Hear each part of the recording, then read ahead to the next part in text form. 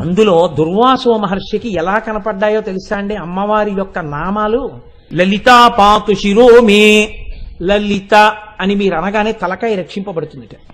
ప్రమాదం ఏదన్నా ముంచుకొచ్చేస్తుంటే తలకాయకి లలిత అంటే తలకాయ రక్షింపబడుతుంది.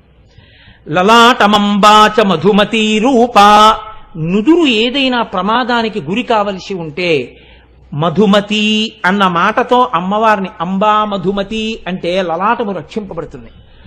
భ్రూయుగ్మంచ భవానీ పుష్పశరాపాతు లోచన ద్వంద్వం, కళ్ళు రెండు రక్షింపబడాలంటే కళ్ళకి ప్రమాదం జరగకూడదనుకుంటే ప్రతిరోజు ఏమో ఏ రోజున ఏ ప్రమాదం వస్తుందో ఎవరికి తెలుసు. పుష్పశరా అన్న పేరు ఒక్కసారి పలికితే రెండు కళ్ళు రక్షింపబడతాయి.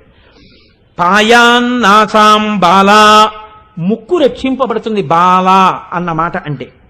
శుభగా దంతాశ్చ, శుభ